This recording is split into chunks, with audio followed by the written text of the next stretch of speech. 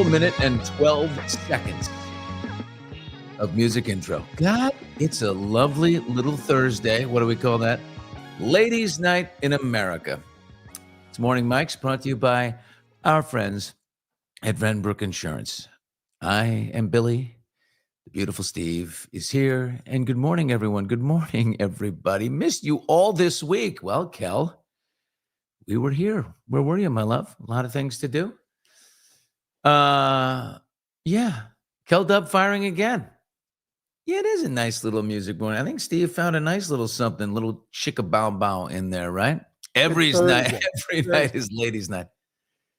Every night is. What were you saying, Steve? I'm sorry. No, the music felt like Thursday. We're getting ready for the weekend. It's ladies' night. It is ladies' night. As Susan says, Thirsty Thursday. Don't forget that. Everybody who went to college, Oh, yeah. Thirsty Thursday was a big thing downtown in Waterville, Maine. Oh, my God. Waterville, Maine. Whew, that was a rough town, baby. I loved it. We had the Bob Inn on Wednesday nights. They used to have wet T-shirt night at the Bob Inn in Waterville, Maine, when I went to college in Cobus. Awesome. Does wet T-shirt night still exist? No. And real question. Yeah, we loved it. By the way, none of these were boobs. None of these were boobs you wanted to see. It's just, the people that could. I don't remember being like, oh my God, those are awesome boobs. I just remember the beers were cheap and we were just having a ball. And then if you volunteered to be water boy, you drank free. I'm just kidding. But that is a funny thing. The idea, it's like kids these days, they never even heard of the idea of what is a wet T-shirt contest? Oh my God, that is so funny. Oh, it's so Neanderthalic. It just seems like it's so passe. Unbelievable. Oh my God, it just kills me. Good morning, everybody. The 80s were wild bikini contests galore. Remember that? MTV used to make TV shows out of this. And Jenny McCarthy got her start. Fort Lauderdale, spring break, bikini contests. Yeah, and then there were creepy dudes walking the beach with hats that said FBI, female body inspector. Great hot mics last night. Vicky, thank you so much. We had the incomparable and astounding and amazing Scott Galloway on. God, great new book, Notes on Being a Man. We had lots to talk about. And he had me riveted, man. I did mostly listening. I do a decent Scott Galloway impersonation.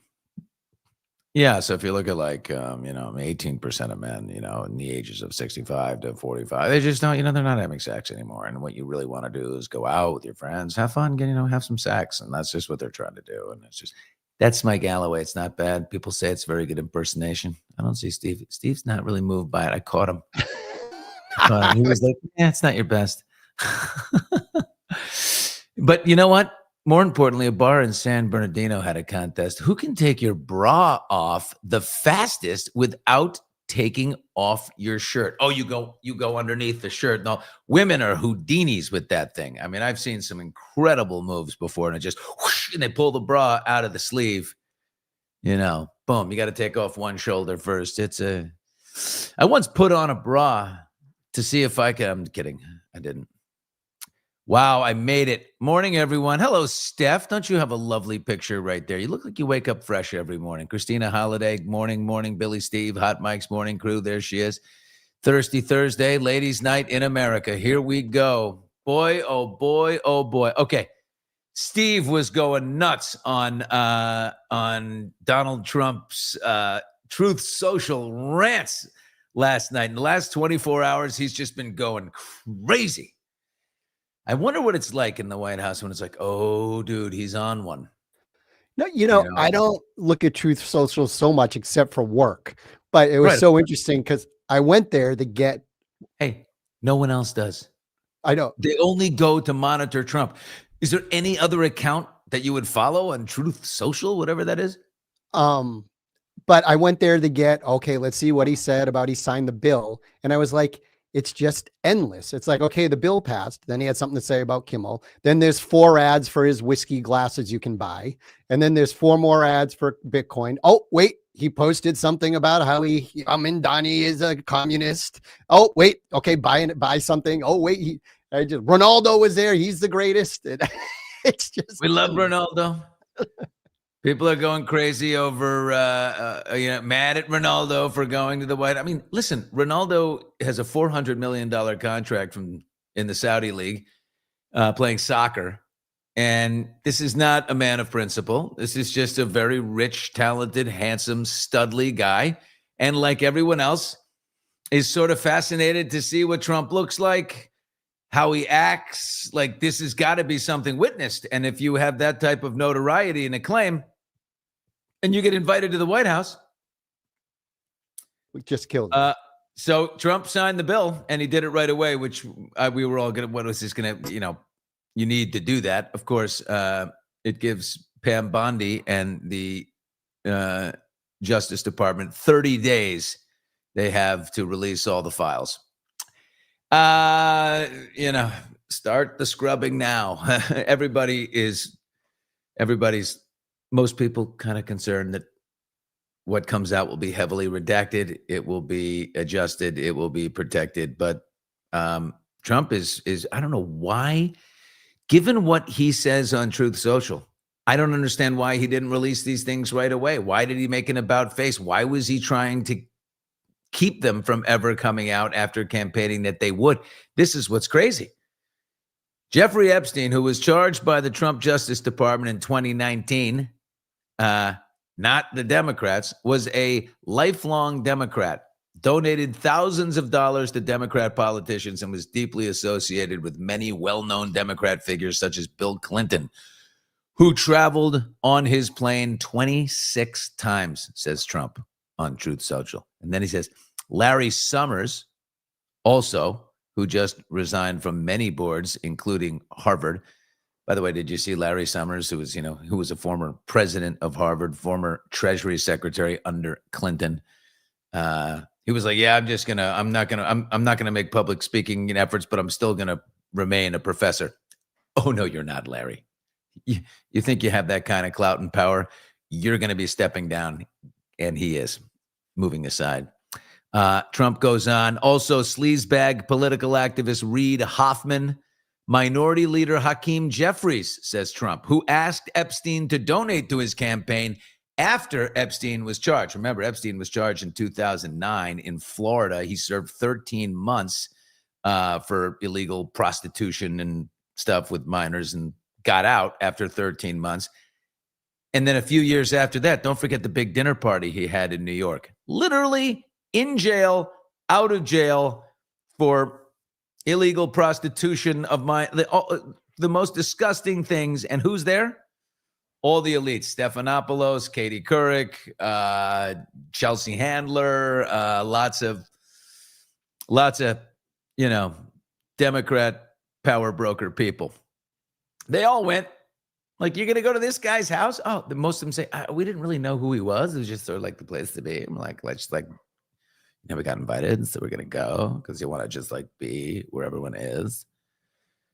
Perhaps the truth about these Democrats, says Trump, and their associations with Jeffrey Epstein will soon be revealed, because I have just signed the bill to release the Epstein files, in caps. Then this is my favorite part of his rant.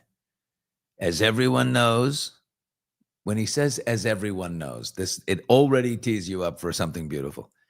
As everyone knows, I asked Speaker of the House Mike Johnson and Senate Majority Leader John Thune to pass this bill in the House and Senate, respectively. Oh, you did.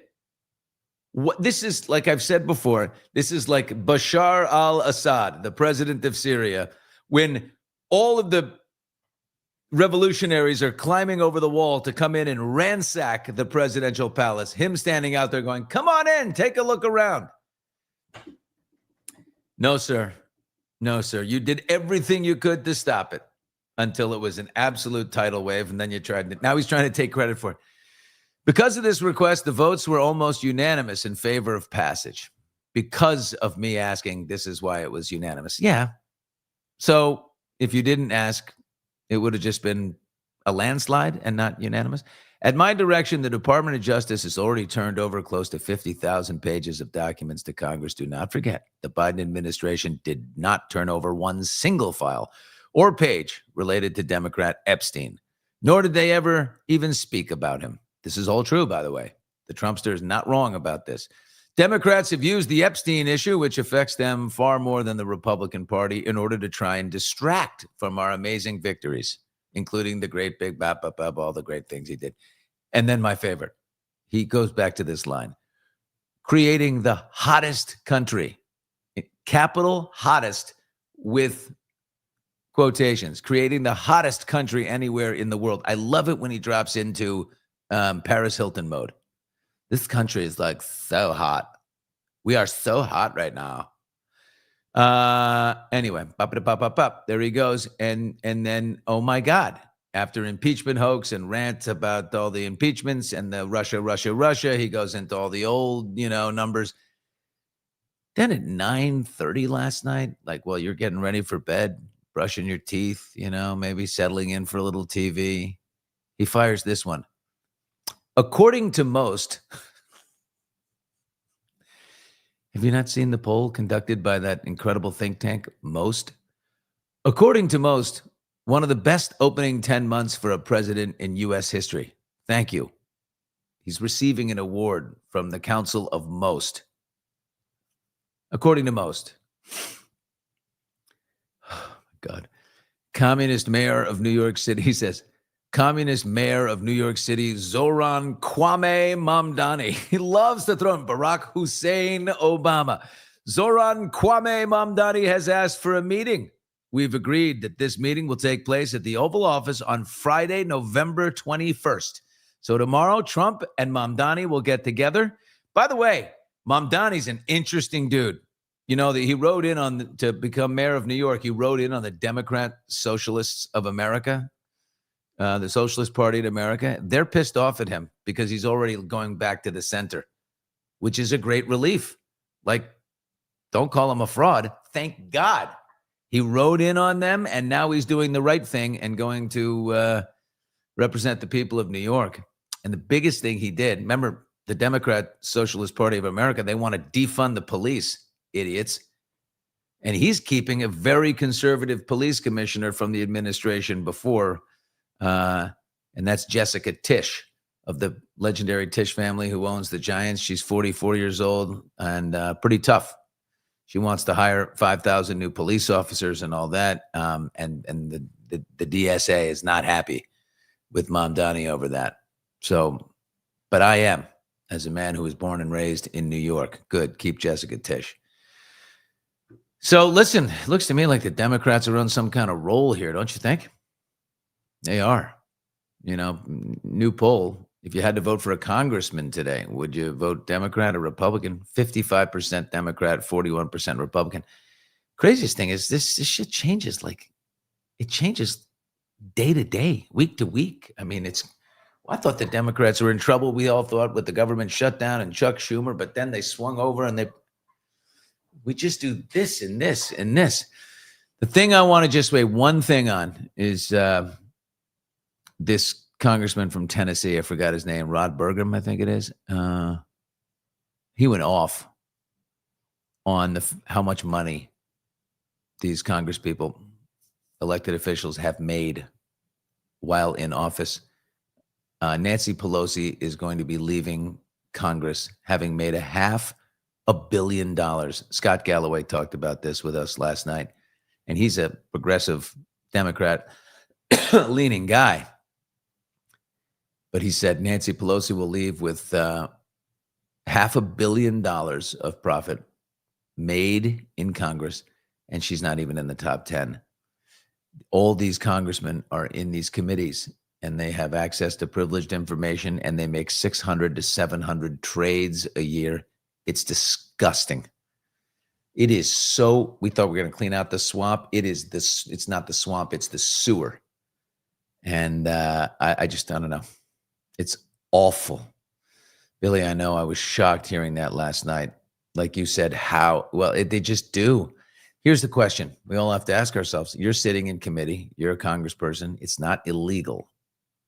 but you have access to this information, right?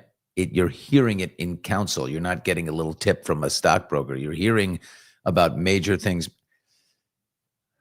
What do you do? Sort of like the Saudi Arabia question.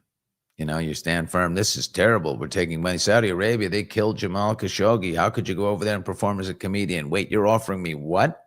$1.5 million for 2 hours or 1 hour? I don't know. Once you're in that position, it's, yeah. So if I knew something major was happening, I was like, I'm going to tell I'm going to buy some stock. I just don't think you can do it. But then don't run for, don't run. It's unbelievable. This is amazing. Shifting gears entirely from those terrible people. Colleen Hoover, the author of It Ends With Us, with Justin Baldoni and Blake Lively. May we dip our toes into this for a second? She's finally talking. Out today in Elle magazine, they did an interview with Colleen Hoover, and let's read it together. It's just out. So Colleen served as an executive producer on the film. It Ends With Us, of course, because she owned the material, wrote the book. She was on set for a few days of the filming. She says she has a brief cameo. But otherwise, she said she was, quote, completely unaware that anything was happening. Despite mixed reviews, the movie was a smash hit. Soon, Lively and Baldoni's relationship blew up into lawsuits and countersuits, right? A trial for Blake's suit against Baldoni and all that comes up in March 2026. His $400 million countersuit was tossed out. He didn't give a shit. He was just making a statement. So Colleen says she found the whole mess unfortunate and disappointing. It feels like a circus, she said. She's preparing to give, when there are real people involved with real feelings and emotions, she said, this actually truly has impacted some of the actors' careers in huge ways. And I just find it all sad. Yeah, okay. She's obviously choosing her words very carefully here. She says, I'm just trying to stay removed from the negativity. I have my own story I could tell, but I don't want to bring attention to it. Oh, we want your attention to it, honey. And I don't want to have to put someone else down to lift myself up. Oh. So I'd rather just ignore it and let people think and say what they're going to say. I feel like it's so big at this point that there's nothing anyone can say to change whatever opinion people have of it, even though no one has the actual truth, not even me. Oh, you don't have the truth, you say. Well, then why did you unfollow Justin Baldoni and swing right over to Blake Lively's side? Because what? Believe her? Because Blake Lively said it? And you drop this guy like a hot rock?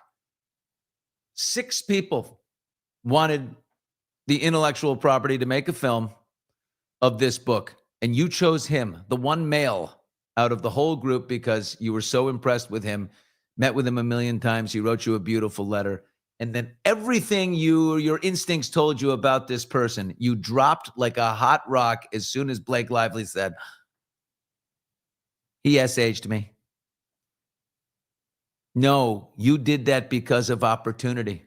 You did that because you wanted to be in the Ryan Reynolds, Blake Lively sphere of influence in Hollywood. Anyway, she says, it's tainted how she feels about the book. She said, I can't even recommend it anymore. I feel like the lawsuit has overshadowed my book. I'm almost embarrassed to say I wrote it. When people ask what I do, I'm like, I'm a writer. Please don't ask me what I wrote. She hopes one day, after the trial concludes, she might feel differently. She says the more time that passes, the easier everything gets for all of us. But it's sad because I was very proud of that book, and I'm still proud of it, but less publicly so. Maybe I need therapy. I don't know. You just need to have conviction. You know what I mean? Do the right thing. Why is it so hard for people to do the right thing? I don't know. dropped that guy like a hot rock soon as Blake Lively. And now she's regretting it, I think. And she says, I don't really know what happened. We all know what happened, Colleen. Read the receipts. They're out there. It's obvious. Oh my God. Enough with the therapy, says Karen. Karen, are you not in therapy? I'm in therapy. Forever. Oh my God. Oh my God. Yeah. She might need a dose of karma. Yeah, perhaps. Here's Blake. Blake took so much agency from so many actual victims. Yeah. My daughters were talking about that the other night. That's what pisses them off the most. Oh, yeah. Hey, by the way, Karen Reed case, more interesting. No kidding. Hey, Derek, nice little programming note. On Monday, we will be rocking in studio with Charlie Waters, who is the new lawyer in charge of the civil case on behalf of Karen Reed, defending her.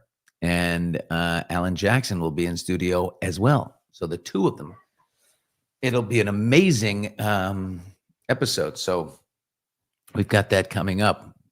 Karen has got a rockin' legal team once again, and this time it's led by Charlie Waters. They call him Chaz, I believe.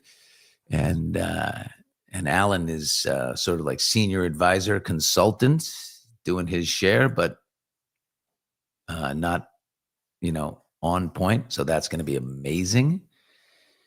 And we're going to have Charlie will be coming to Charlie will be coming to us from Boston, and Alan will be in studio with me. And then we'll pivot and we'll talk about his new trial as well, which I don't know if you've been following that. It's kind of interesting. He's representing this kid, Fraser Boehm, who's young, 24, I think. And he was in a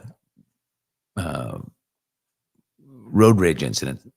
A guy on a highway was effing with him. Apparently people know in the community who's done this before, and the kid was trying to outrun the guy, get away from him, and he was not drunk, no drugs, no nothing, but the car spun out of control around this very legendary bend of the road on the PCH, Pacific Coast Highway in Malibu. Car spun out, caught another car, and killed these 4 girls, students at Pepperdine.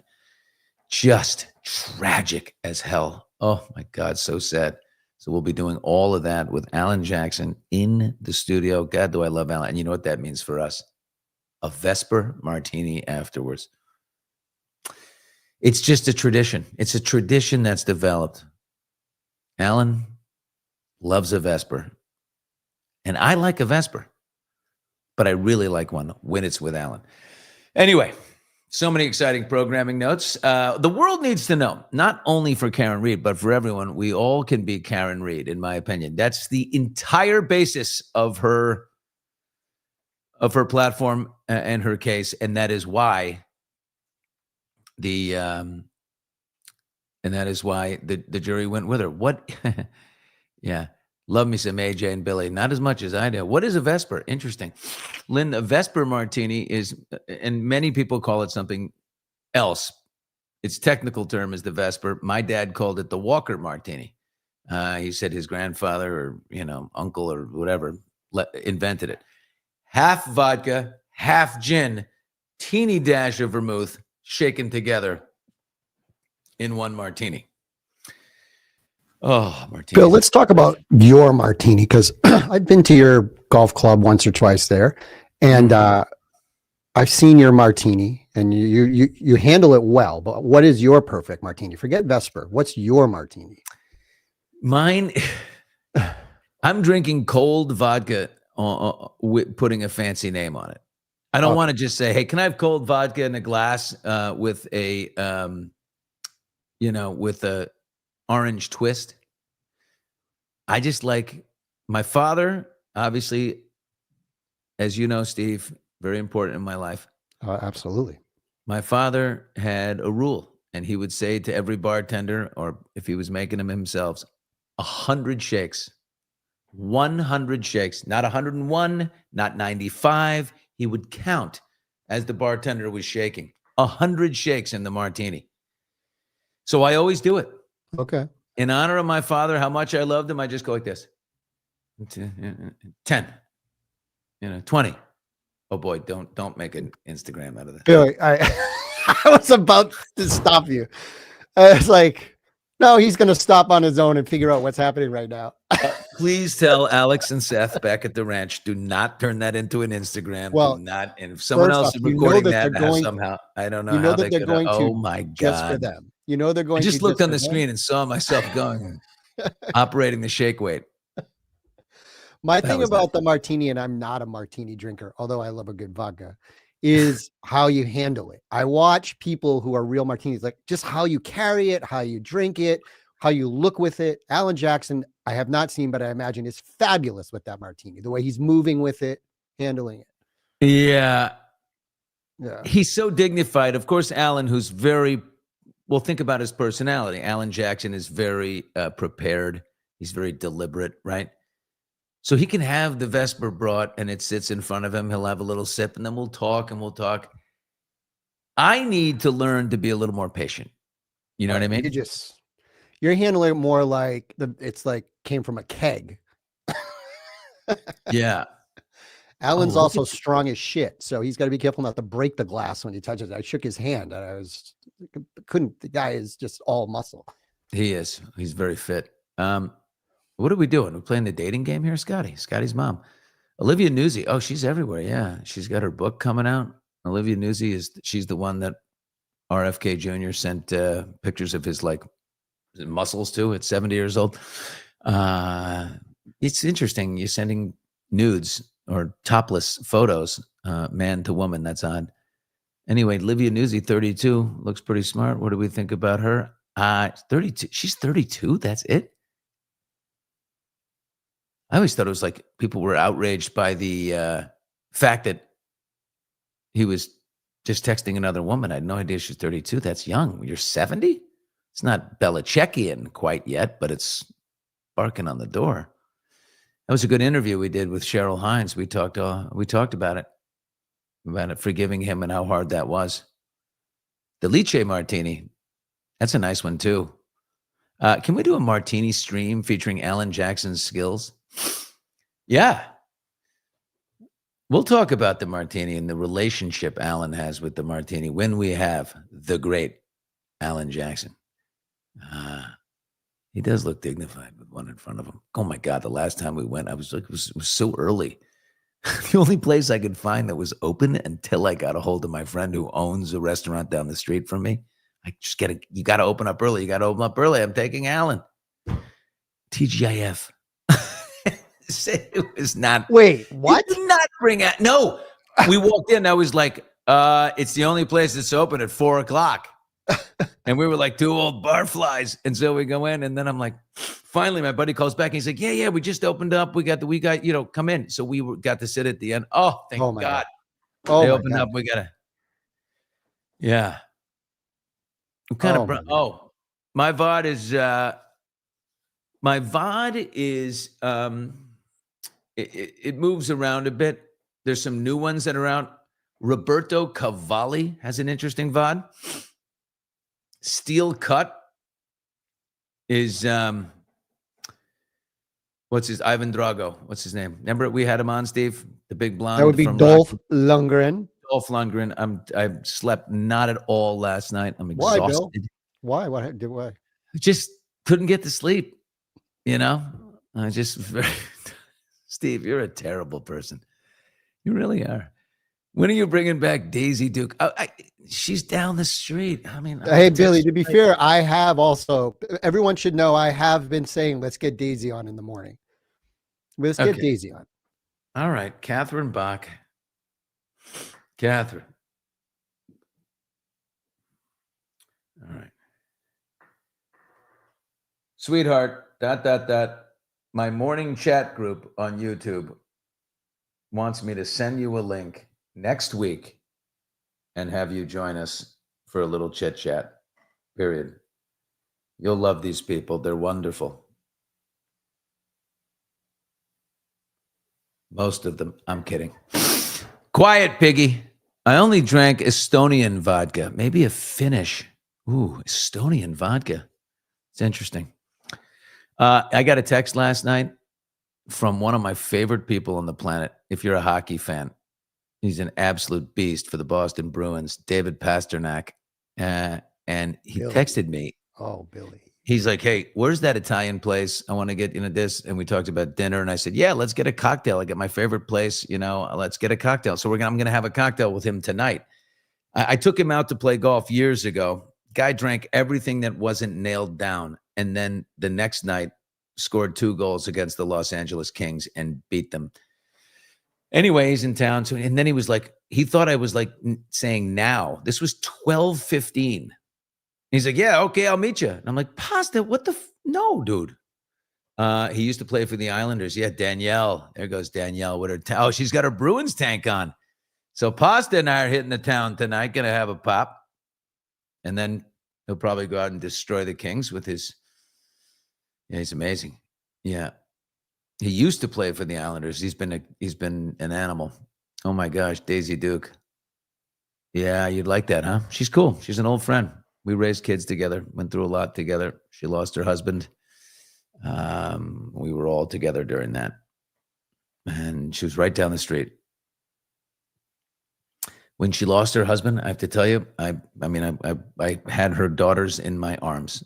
It was, that's how close we were. Crosby and Malkin from the great Pittsburgh Penguins. Excellent. I'm a big hockey fan. Oh, you know who I got to answer to is, who's written a book and wants to come on to talk about it. And he's written like a romance novel. Sean Avery, who's now an actor, but used to play for the Rangers. He's a wild man, and he's written a romance novel. He's like, "Come on, let's do this." So I don't know. Maybe we'll do that. Oh my God, the old hockey fans, Patrick Roy, went crazy the other day. Did he really? How old is he? He must be an old man by now. Patrick Roy, I remember him. Played for the Montreal Canadiens. He was a goalie. When I was a kid, I remember Guy Lafleur, the amazing, sexy Quebecois or Montrealian, French-Canadian hockey player who played without a helmet. And I recall him smoking a cigarette on the bench. I do. I remember seeing it. Amazing thing these guys, they used to do. God, hockey was just, it's the best game out there. The best athletes, best team sport by far. Did you hear what happened to Kevin Spacey? Oh my God, it just gets worse and worse for this guy. Am I allowed to feel badly for Kevin Spacey, or is that politically incorrect and he's a terrible person for all the things he's done? I just remember Kevin when he was Lex Luthor and Superman. I just remember all the fun we had on the red carpet. He was always so fun with me. And I know he was inappropriate with guys. I know I have a great friend who is an actor. One of my best buddies in the world is an actor who tells a Kevin Spacey story like you would not believe. He was definitely aggressively hit on, casting couch, come to my hotel room. I want you to read this part, the whole thing. And it was, a different time and a different place. And is he allowed back? I mean, I don't think any pedophile deserves anything good. You're referring to the Anthony Rapp who made accusations saying when he was underage that Kevin hit on him and all that. Yeah, I think that got dropped because of statute of limitations. And I understand that. I'm torn on Spacey as well. I don't think he's a good person. I don't think he was. I think he's had his ass absolutely handed to him, and he's no danger to anyone out there at all. He has been stripped of everything. His house in Baltimore, apparently he had a beautiful home in Baltimore on the water. Take a look at this place. Just went into foreclosure. $5.6 million house. Look at that. Sticking right out there. Who the hell would come visit you? Like, you're isolated out there. Are those two different places, you think, Steve? Because they look identical. Yeah, those are two different places. So one of them is his, unless he owns both places and rents one out. It's tough. Yeah, I think they're two different places. Yeah. This is tough. Are we still torn on Spacey? Yeah. I don't know. The underage child thing. Yeah, it's problematic. The thing is, underage equals child. Yeah. No, 100%, 100%. But that's the one. You're also saying believe him. They never had a trial. They never had anything. I tend to believe him. You know, this person has carried that around since they're 14 years old. But there isn't a trial. It wasn't proven. And what we really have to go on is the fact that he has a litany of these things. So there's no question. And I know personal friends of mine who have stories like this that were very, very, very uncomfortable. And they were all very long ago. What can you do to continue in life? The question is, what can you do? Or does he come out and say, I did these things back then. I was a horrible person. I'm desperately trying to have a new life and be a good person. I've worked really hard on it. Am I allowed? And then we, as the chorus, the Greek chorus, or whatever we are, say, no, you are not allowed. You did these things 30 years ago, 20 years ago, whatever it was, 10 years ago in some situations, or accusations. He was exonerated, by the way, by Alan Jackson. His lawyer was Alan Jackson in Boston. There was a kid who was a bartender in Nantucket, or a bar back, or a waiter. And that case got dropped. Alan Jackson representing Kevin Spacey. Does that make Alan a bad guy representing Kevin Spacey? No, we know that to be the case. He's not a bad guy. He's a very good lawyer. But I just have given my own, I have nothing to do with anything like that ever in my life. Lived treated everybody well. But the idea that you can't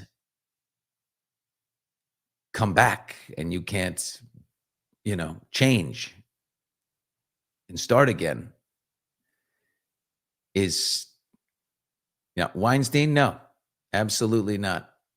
Is he in that category? That's for you to decide. And then, say, no, you can't come back. That's it.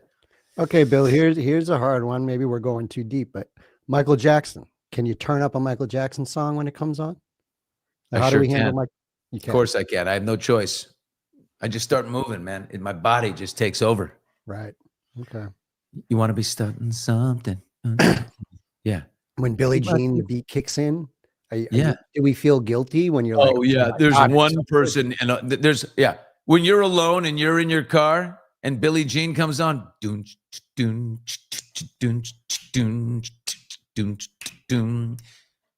I am out of principle. I am turning this song off. Here I am alone with myself. No, you're not, you lying sack of poop. You can't. Yeah, that's a hot one. Billy, please don't sing Beat It after the martini story. That's really good. That's Michelle's funny. paying attention. Michelle's paying attention. Michelle is like, she's taking the notes. It's, you know what I mean? I definitely sing along. Of course you do. You can't turn Michael off. I turn Michael off, F him. Oh, you do? Nefarious shenanigans. You do. You'll turn off Michael Jackson when he's going. Yeah, I don't think you will. I appreciate the position. I appreciate what you're saying. But I don't think it's possible. I'm going to walk out of a room. I'm leaving this room. You turn that man off right now. Yeah, from a musician, it's just so good. And there's so Are many you good allowed to take someone like Michael Jackson, Steve, and just say he was raised as a little boy by a sick man? Joe Jackson, his father, was brutal to this kid. What they did with him, dragging him out at 5 years old, making him an object. I mean, he never had a childhood. Are you allowed to sympathize with him? Do it privately? I don't know. I will say, no, I do turn Michael up, but I have been with my younger daughter who's listening to Michael Jackson. All of a sudden she has said to me, Dad, I heard he did bad things to kids. So then it's like, okay. So there is that side of it too. How do you handle that? We just know he did. We know he did. And we know it was a function of his distorted childhood and how his prefrontal cortex was developed or undeveloped.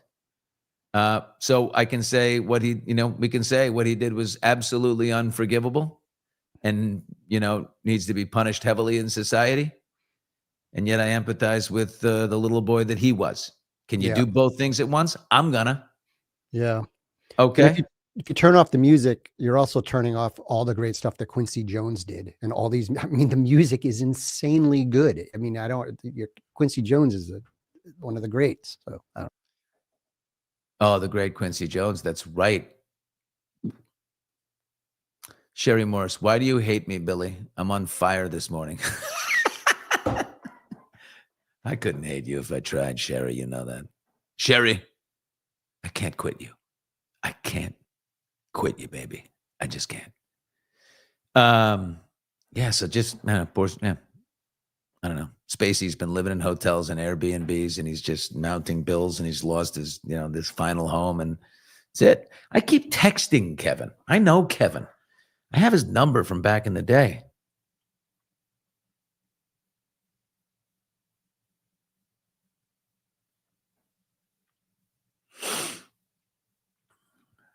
I got to text Kevin. I just keep and Evan Lowenstein.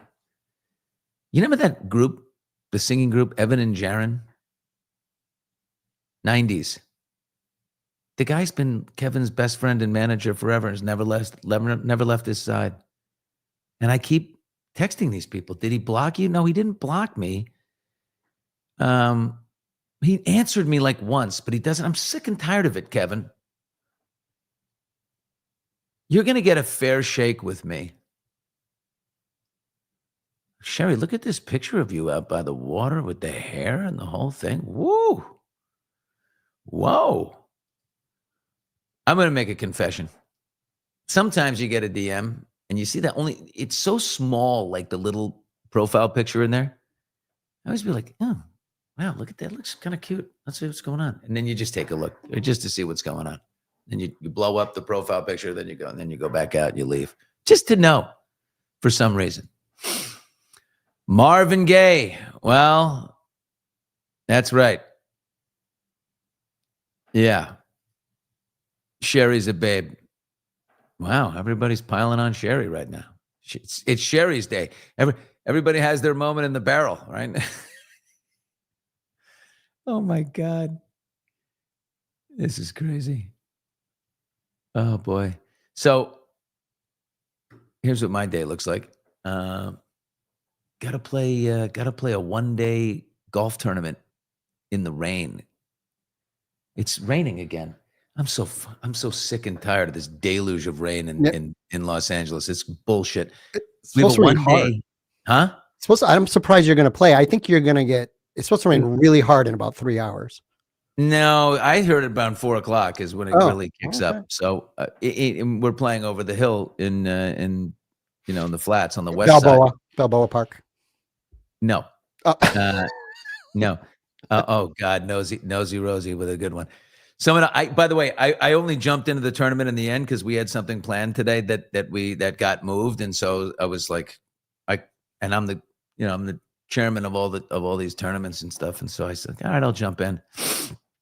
I was like, I don't have a partner, but I wanted to get it's the USC versus UCLA tournament because the USC UCLA game is, the 29th of November, and normally you play it the Thursday before the game on Saturday, 2 days before we have this awesome tournament before the big local rivalry, except for the Thursday before this time is Thanksgiving. So we had to do it the week before. And I asked Reggie Bush never responded to me. I have a whole act with Reggie Bush about him being mom's favorite, the Brothers Bush. And it's like our Step Brothers movie. And it's very funny. I must have an old number. And then I asked Leinart, but Matt Leinart is on the road. He couldn't do it. And my great friend is stepping up to do it, who's just a local pal. And he's like, I didn't even go to USC. And I'm a USC parent. So I said, you didn't have to go to, hey there, Cupcake. No. And then I said, I told him you were in the band. He's like, I was in the band? You couldn't have given me like kicker on the football team or like water polo or something? You told him I was in the band? I said, yeah. And I told him you played the skin flute.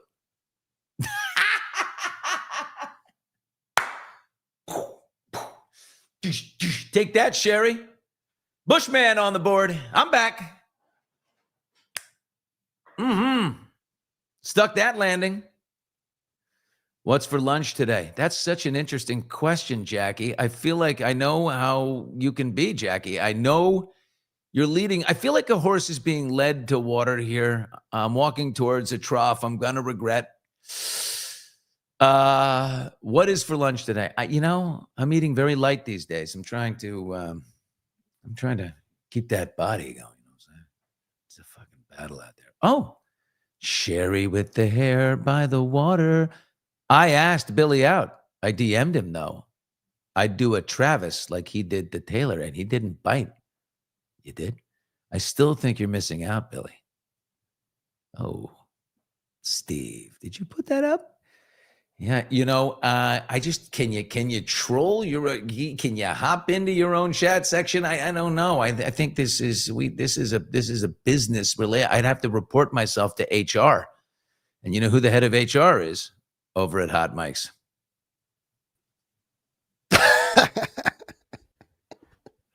And he's very punitive.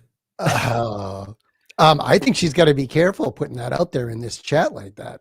Sherry says, I missed it, but why is Bushman's new name Quiet Piggy? We don't have it, do we? Quiet Piggy. You didn't see this yesterday, Sherry? Donald Trump is on Air Force One, and Catherine Lucy, reporter for Bloomberg News, is sitting in the front row, and she's asking him questions about Epstein, and he gets very frustrated about Epstein. Why does anyone care? Democrat hoax. And he goes, quiet, Piggy. And he told her to be quiet. Quiet.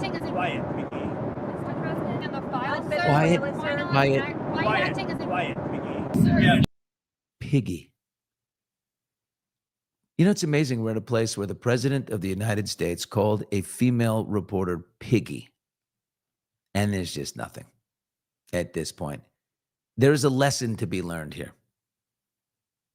Just don't, if you're going to be a jerk, is Howie the head of HR? Howie Mandel? I guess he's the boss of the place. He's not the boss of me. He's my landlord. He's the Fred Trump of our operation. I contract out his son and his team, Alex Mandel Productions, the best guys on the planet. We love these dudes. And so, yeah. And no, I don't have to report to Howie, but I do love Howie. Did you see what Howie did to me? Do we have that TikTok? That is so mean what Howie did. Oh my God. Wait, Howie got me yesterday on TikTok and totally punked me. Apparently there's this trend where you say to people, Billy, let me get it. Billy, you need to, he's like, listen, we're doing this thing. It's a big TikTok trend. Like, give me name a bunch of items that you would pick up off of a counter. Okay. Like what would be on the counter in your home? And I'm like, okay, this seems stupid. And he's like, just do it. And just start with the items. Go. And I'm like, a toothbrush, a dental floss, my telephone, pair of keys, a line of cocaine. And I start throwing out things. The line of cocaine was to be silly. And then Howie goes, great, bye. And he walks into the other room and he privately records. There's a trend going on. I've told Billy to, these are the things that Billy Bush would put in his butt. And then they take what I said and all those items and put it together. That's a good trend. Totally got me. Very funny. I laughed. By the way, you got to keep your eyes on Howie. Oh my God. Yeah. Are you finding it, Steve? I am. I was going to track it down and pull it up because it's really good, but I'm going to need a second. Oh, here it is. Here it is. Here we go. Oh, there we go. Their butt. I'm going to be honest with you. I talk about things that they've stuffed up their butt. I'm going to be honest with you. I've never stuffed anything in my butt. Let's go ask Billy Bush if he's put up there. Toothbrush, toothpaste, coffee, pencil sharpener, line of blow. Let's see, my phone, my wallet, keys, another line of blow. Kidding, back in the day, not now, not now. It's very dangerous, this stuff. Like my glasses, my rubbers. Let's see, I have no idea. There's a trend going where people talk about things that they've stuffed up their butt. I'm going to be honest with you. I've never stuffed anything in my butt. Let's go ask Billy Bush if he's put up there. That's so rude. Toothbrush, toothpaste, coffee, pencil sharpener, line of blow. Let's see, my phone, my wallet, keys, another line of blow. Kidding, back in the day, not now. Like my glasses, my rubbers. I have no idea. There's a trend going. I can take it. There's a trend going where people talk about things. Howie, So Howie. good. He's 70 years old now So good. and just a child. It's unbelievable. Oh, here we go again. Nose beer. A nose beer. It's great. Oh my God. Lindy, I can't breathe. Literally. I'm here sitting with. You need to get together with English Dick at a pub and let us Zoom you. Okay. Oh my God. Went with my lawyer, Bob, last night to have a cocktail at our local bar and a little nosh. So beautiful in there. They got all the Christmas decorations up, and our old friend George plays the piano. It's really great. Anyway, this woman was sitting at the bar. There was all these people. This is like you see this all the time, right? It's like at the urinal. Every other seat was open. Nobody wants to obviously walk into a urinal situation and stand next to the guy. You got to leave a space in between. Same thing at a bar. If you don't know anybody, you want a space in between. Same thing on an airplane if you can get it. Space in between. But everyone was doing it, and we were too.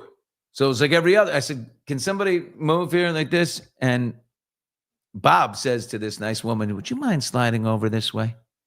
She goes, okay. And she slides over next to this guy. He's about her age. And she's like, hi, excuse me, sorry. Well, they get into their teeny.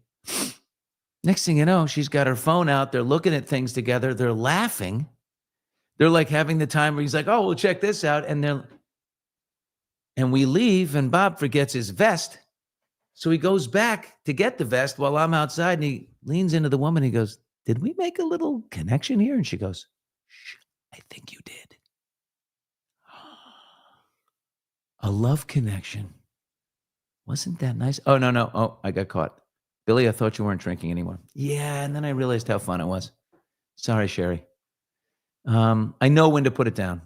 I don't overdo it. I'm never slurry. I just have a nice teeny and talk, and it's beautiful. I do not overdo it, but I like to do it. Billy, It's then the that was a social little, after the Scott Galloway interview, that was a little Scott Galloway in action. People were connecting in person. Well, Scott Galloway's like, yeah, I mean, everything in moderation. He was Scott Galloway yesterday was lamenting, this whole concept that kids don't go out to bars and hang out. He's like, he writes in his book that without like going out and having a bar, going out and having a cocktail and mingling with people, like he wouldn't have met his wife. He wouldn't have. And sometimes you need the courage. These kids, a lot of these boys, are sitting in their basement, vaping and playing video games. And that's not good. Anyway, we have a big day today, don't we? Lots going on. I'm going to go get pounded by the rain. And I love Dantana's in Beverly Hills too. And if you know, you know. The old maitre d' there, Craig, took off and started Craig's in West Hollywood. Kind of nice. Anyway, that's it. Have an unbelievably great weekend. I'm excited. My mother is, look at that. See, first kiss with my husband, Bryant Cocktail Bar in Milwaukee. How wonderful. What a memory. And tell George Lopez hi for us. I certainly will. My mother flies in Saturday night, got her Saturday to Saturday. She's here for Thanksgiving with all my kids, obviously, and ex-wife, Sid. We got about 13 people. I got my housekeeper, Dennis. Mister, he always brings, what do you call those things? And not empanadas. Tortilla. No, what are they? They're rolled up. Tamales. Okay, that's it. Steve, you're a beautiful. Have a happy weekend, Pineapplers. Ooh, I'm going to Cabo for Thanksgiving. Tammy! Woo! Mom's coming. We love Mom. We'll have her on. She'll be on the morning mics next week. We'll get Mom up. She loves the party. No question about it. Steve.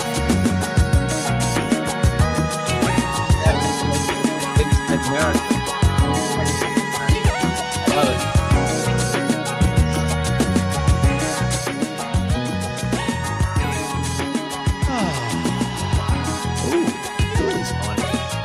I'm jealous of that. Yeah. Can't wait for Thanksgiving week. It's going to be fantastic.